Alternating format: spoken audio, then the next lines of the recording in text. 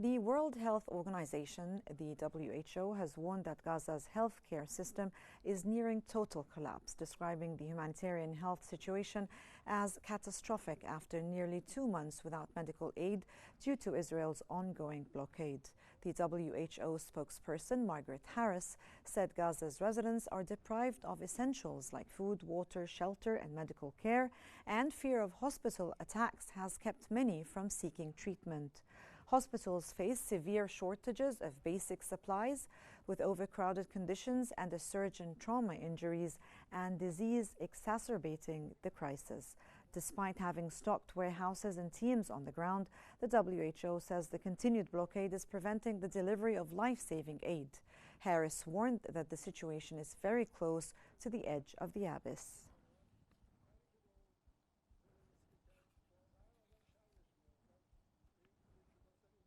And Gaza's government media office has reported that over 70,000 children are currently hospitalized due to severe malnutrition as Israel continues to block the entry of essential aid, including baby formula and nutritional supplements.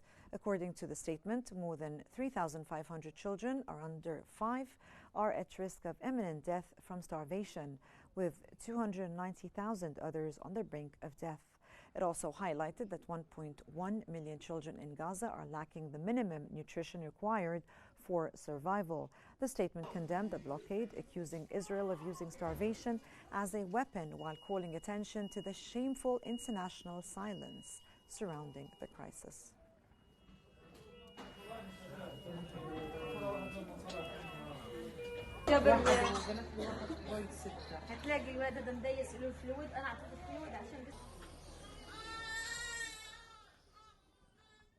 The United Nations Relief and Works Agency for Palestine Refugees, the UNRWA, has called for urgent international action to prevent the humanitarian catastrophe in Gaza from escalating further as Israel's total siege enters its 9th week. In a post on X, the UNRWA stated that the situation is now beyond imagination, with vital supplies for survival completely blocked.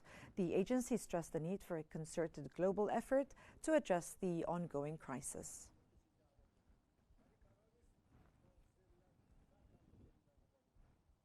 The Palestinian Commission for Detainees and Ex-Detainees Affairs has reported that conditions in Israel's Gilboa prison have sharply deteriorated, citing violent raids, beatings, and medical neglect of Palestinian prisoners.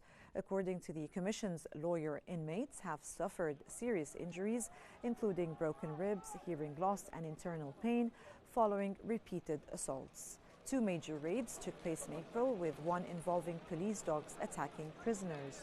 The report also highlighted a scabies outbreak and denial of medical care, particularly affecting detainees who suffer from heart condition and who sustained multiple injuries during recent crackdowns. The Commission is urging urgent international intervention to halt the abuse and provide immediate medical assistance.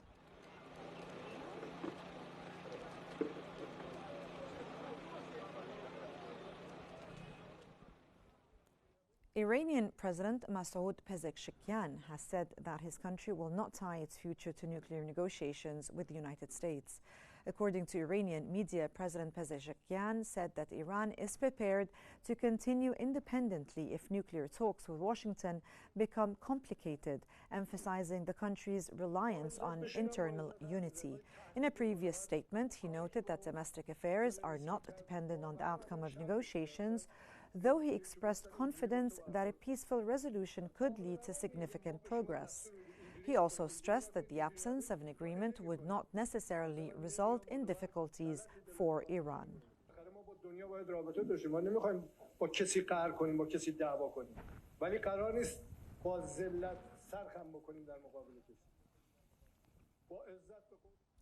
An Israeli newspaper has confirmed the accuracy of Washington Post report regarding coordination between Prime Minister Benjamin Netanyahu and the dismissed U.S. National Security Advisor Michael Waltz concerning the Iranian file. Washington Post had quoted 2 sources stating that Waltz angered President Donald Trump as the U.S. National Security Advisor appeared to adopt Netanyahu's belief that the time had come to launch a military strike against Iran. It added that officials in the Trump administration considered that Waltz was trying to tip the balance towards military action and that he was working in close coordination with the Israelis. Representative helped us get a deal that got 25 out. We're working now on another deal that we hope will